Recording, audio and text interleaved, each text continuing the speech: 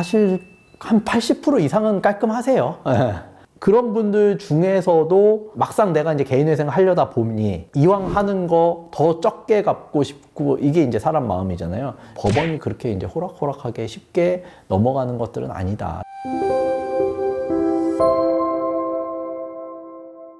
변호사님, 그 개인회생 치면 네. 카드랑 계좌가 되게 중요하다는 내용이 많은 네, 네. 이거 실제로 왜 중요한가요? 개인회생 진행하면 항상 나오는 보정이기 때문에 어떤 검색을 해보시더라도 결국에는 카드하고 계좌 사용 내역이 정말 중요하다. 이런 말씀 많이 들어보셨을 거예요. 그러니까 이런 내역들을 법원에서 보는 이유는 채무자가 재산을 어딘가에 숨겨놓고 그리고 기존에 돈을 빌려서 주식 코인이라든지 도박이라든지 사치과소비 이런 사행성 채무, 불성실하게 채무를 사용을 해놓고 회생 신청을 통해 이점을 노리는 거 아닌지를 확인하려는 건데요. 일정 부분 숨겨둔 재산이 있거나 아니면 불성실한 채무를 사용한 내역이 있다 라고 하면 사용 내역들 합계액이 청산가치에 반영이 되어서 변제금이 올라갈 수 있고 그 정도가 심하면 사건이 기각될 수도 있습니다. 따라서 개인회생 신청하시려는 분들 신청 전에 법원에서 어떤 포인트들을 주로 보는지 사전에 파악하셔가지고 대비를 하시면 좋을 것 같아요.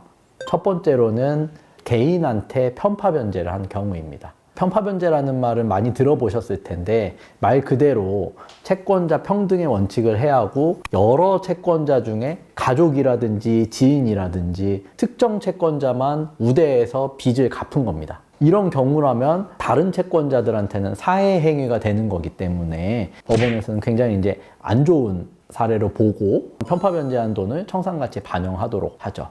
그리고 이제 두 번째로는 재산을 증여하거나 명의를 변경한 경우입니다. 이제 개인회생 상담 진행을 하다 보면은 적지 않은 분들께서 내가 갖고 있는 돈, 재산을 누군가한테 이 계좌에 있는 돈을 줘버리고 진행하면 안 되냐 이렇게 묻는 분들도 아직도 많이 계세요. 이 상태가 용인이 된다라고 하면은 누구나 다 그런 식으로 제도를 악용할 거기 때문에 이것도 이제 법원에서는 정도가 심하면은 사건을 기각해 버릴 수도 있는 거고 정도가 가볍다고 하더라도 빼돌린 재산들은 원래대로 이제 돌려놓는 걸로 반주를 해서 청산가치의 그 금액만큼을 잡도록 하게 됩니다. 그리고 이제 세 번째로는 도박, 스포츠 토토라든지 경매라든지 게임이라든지 사치, 과소비 같은 내역들이 있는 경우인데요. 보통은 법원에서 사건을 진행하다 보면 1년에서 2년 정도의 사용 내역을 제출하도록 하고 내역들을 합산을 해서 내가 지금은 그 돈을 써버리고 없지만 계속 갖고 있는 걸로 간주를 해서 청산가치에 반영한다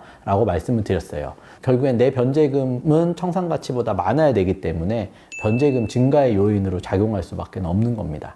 네 번째로는 현금 인출이 자주 반복적으로 이루어지고 그 합계의 금액이 큰 경우입니다. 이거는 아까 뭐 돈을 빼돌린 거하고 비슷한 맥락으로 볼 수 있는데 결국에는 돈을 어디에 썼느냐를 법원이 본다라고 말씀드렸잖아요.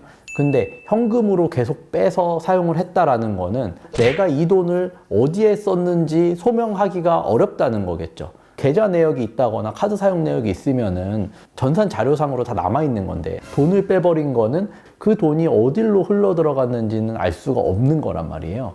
그러면 이 돈을 어디에 썼는지는 기록이 없이 그냥 채무자분이 일방적으로 주장하는 내용만 갖고서 판단을 해야 된단 말이에요. 이런 내역들이 있으면 결국에는 소명이 어렵기 때문에 청산가치의 대부분은 이제 잡힐 가능성이 높다. 이제 이렇게 봐야 될 것 같아요.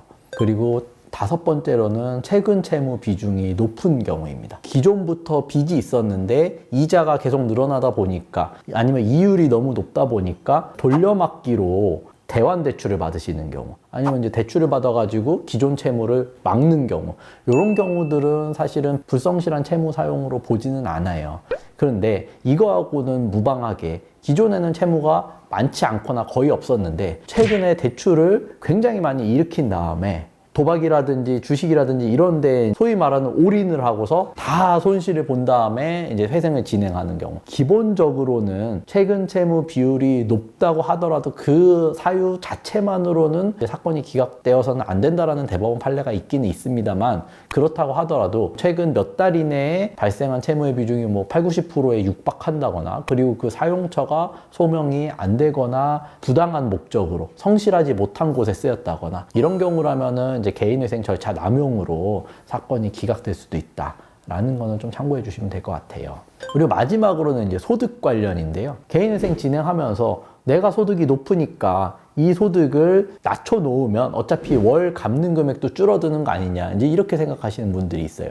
뭐 예를 들어서 법원에는 내가 월 300만 원씩 법니다 라고서 이제 신고를 해서 계좌에 급여가 입금된 내역을 이제 제출을 하는데, 실제로는 그거 외에도 매월 정기적 반복적으로 소득으로 볼 수 있는 금액들이 또 입금되는 경우들이 있거든요. 그러면 이거는 법원에서는 이 사람이 소득 신고 금액은 축소해서 소득으로 잡히는 금액은 줄여놓고 기타 뭐 현금으로 돈을 수령을 하거나 지인을 통해서 받는 형식으로 꾸민 거 아니냐, 이제 분명히 이런 의심을 할 수도 있잖아요. 그러면 이런 내역들이 많다면 법원도 왜 이렇게 반복적으로 큰 금액이 들어오느냐도 확인을 한단 말이죠. 결국에는 이런 소득 관련한 내용들이 소명이 또 안 된다라고 하면은 법원에서는 소득을 은닉하거나 누락한 걸로 보거나, 반대로 소득 신고는 해놓고 근로계약도 체결을 했는데 실제로는 급여가 들어온 내역이 없는 경우들도 있어요. 그러면 이거는 마찬가지로 소득 활동을 안 하면서 개인회생을 진행하기 위한 목적만으로 허위로 취업을 한 거기 때문에 이런 경우라고 하더라도 진행이 어려울 수 있는 상황이 될 수도 있습니다.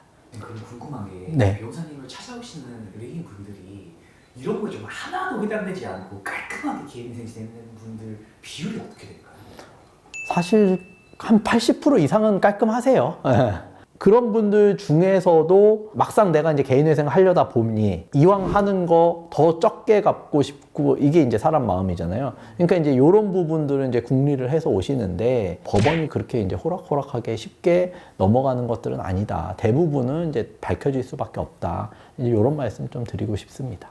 오늘은 어떤 부분들이 개인회생 진행하는데 걸림돌이 될 수 있는지 요거 이제 간략하게 말씀드려봤는데, 그런 내역들을 정리를 해보셔서 내 청산 가치가 얼마 정도 잡힐 것인지 사전에 좀 미리 대비를 하시는 것도 좋을 것 같습니다.